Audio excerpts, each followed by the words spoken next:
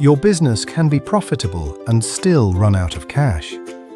Here's why this happens and what you can do about it. Let's say you run a small business. Sales are strong. Your monthly reports show solid revenue and real profit.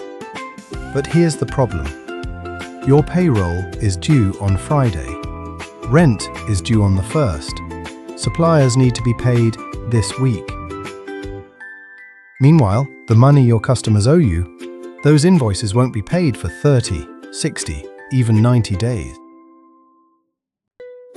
So your expenses go out today, but your revenue comes in later. That gap between money out and money in is the cash flow timing gap. Here's the key lesson. Profit is what your business earns after expenses. Cash flow is the money sitting in your account right now. A business can look perfectly healthy on paper, but still feel tight every month because of timing. Profit does not equal cash flow. Customers pay late. Inventory has to be purchased before you can sell it.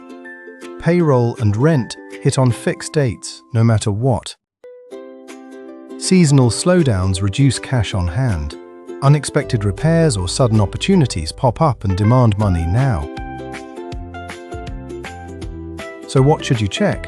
Start with cash available today. Then look at bills due this week and expected customer payments.